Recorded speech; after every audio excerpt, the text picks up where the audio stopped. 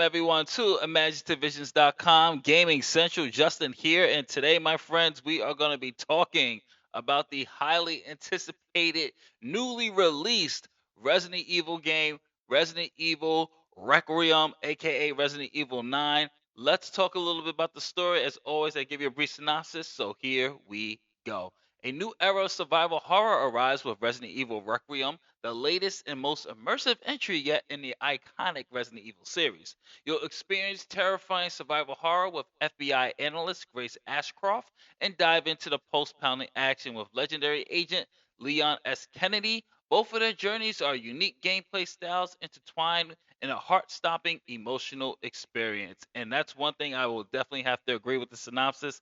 This is an emotional game. And not to give away the plot, because I'm not even going to talk about it, I will have to say I'm very satisfied with the story.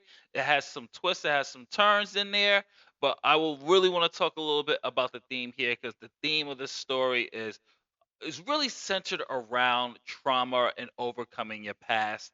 And for Grace, something happens where she has to overcome her past. And with Leon, of course, we all know from Resident Evil 2, Resident Evil 4, and Cell 6, Leon still has that chip on his shoulder from Resident Evil 2. And in this game, he really has to confront that and kind of let go of those demons and come to terms with that trauma. And I thought they did a really great job of exploring and just elevating Leon just from a character standpoint and a characterization standpoint. Leon is definitely after playing this game, I'm not sure how anyone could say Chris is their favorite character, because I think Leon really is the heart and soul of the Resident Evil franchise. And I will have to say this: Grace is really slowly. I think she's going to win a lot of people over with just her characterization, the way her story is, how important she is to this. I thought the story was very well done. A few pacing issues here and there, which I'll get into my final thoughts, but overall, really great. Now let's talk the gameplay, my friends, because this is where it shines. First off, shout out to Capcom because they gave us the ability to play first person and third person perspectives, which works very, very well. The developers actually said they actually give you a recommendation to play Grace in first person and play Leon in third person. I also am going to stress that because with the first person perspective, this game really, if you're a fan of Resident Evil 7, you're going to feel right at home here. And look at this. See, this is the third person for Grace. Yes, the tensity is still there, the lighting and everything's still there, but the first person for her just brings that dread. And like I was just saying, if you're a fan of Resident Evil 7, the gameplay style is just like that. The horror, that sense of dread, the scarce ammo, depending on what mode you played. I played it twice. I played it on casual, and then I played it on standard. I'm gonna do standard classic next. And I really think that just the first person for Grace works very well. She is not like Leon. She's not a fighter. Grace will. You can hear her. She can hear her anxiety. She's not really well versed with weapons. You have to actually upgrade her precision in this. She is more of stealth and sneaking up behind. And there's moments in here where you'll be able to do stuff, but there's sometimes that you're actually gonna have to fight.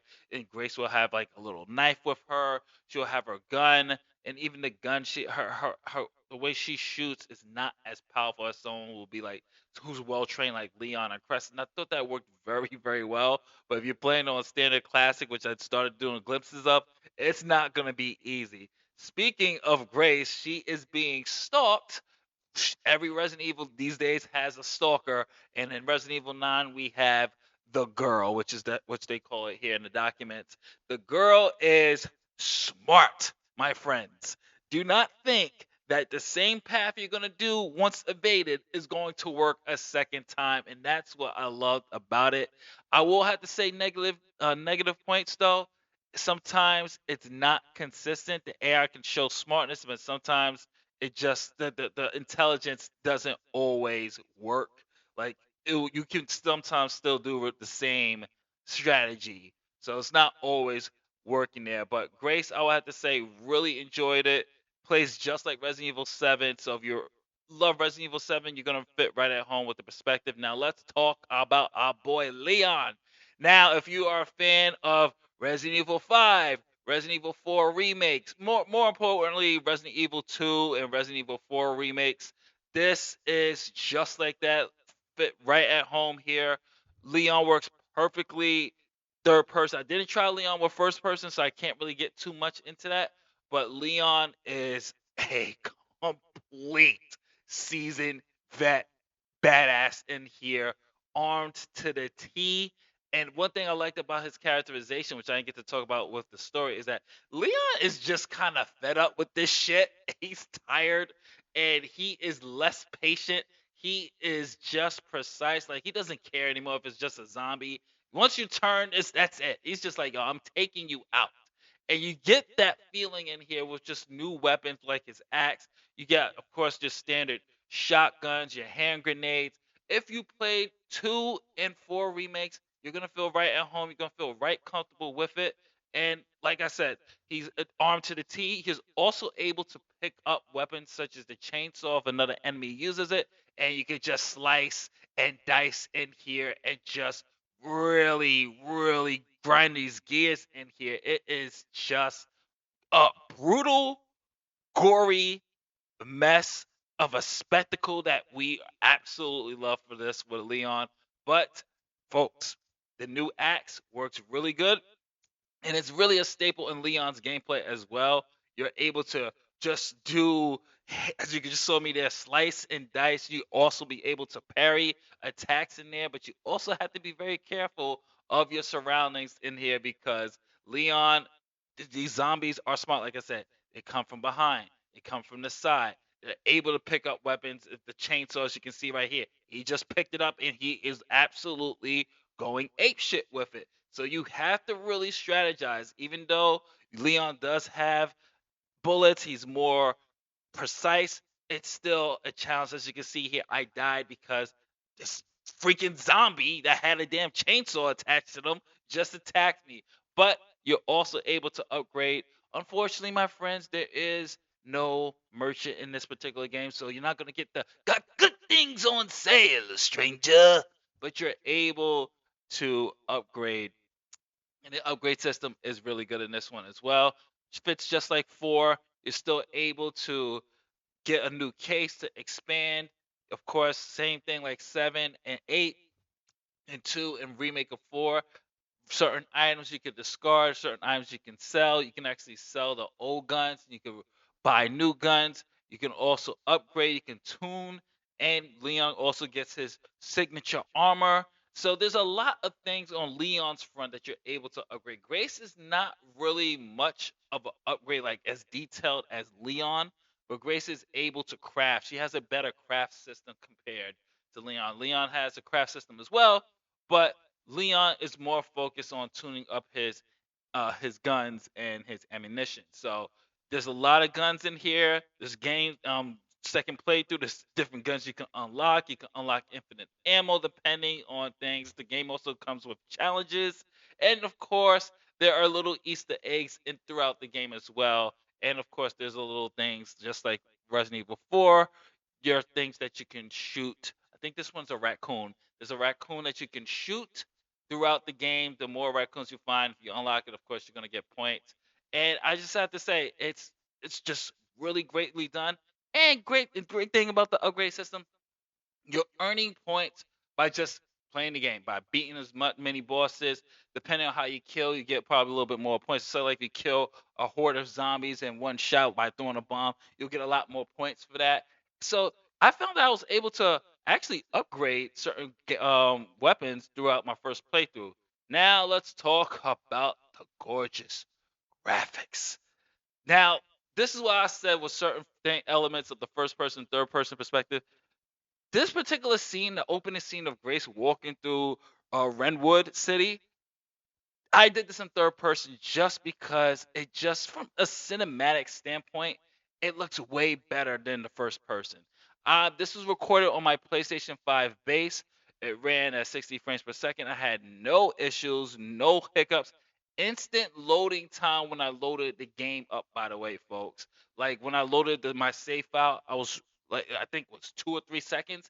Boom, I was right in there. Game ran smoothly. Just the lighting, the texture, that same tone. I keep bringing up seven because seven has that same feel. Two remake has that same feel. Four remake, Village, the new Resident Evil games all have this same structure thanks to the RE engine that is just at this point has been perfected by Capcom. And just once again, chef's kiss to it because this is just look at the lighting of this hospital, the center, the way Leon, the graphics, the transition from cutscenes to this. It's just it runs well. It's a gorgeous looking game, and you're gonna love the way the graphics are. I might buy this on PC just to really see the true power of it. But here is a little bit of the sound. Okay, look at me, look at me. In and out. Breathe in and out. Oh, Grace. I promise you, I will explain this all to you one of these days.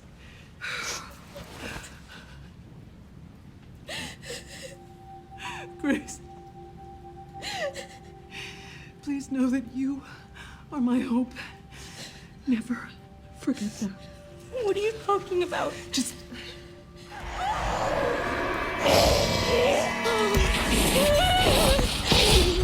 What the fuck?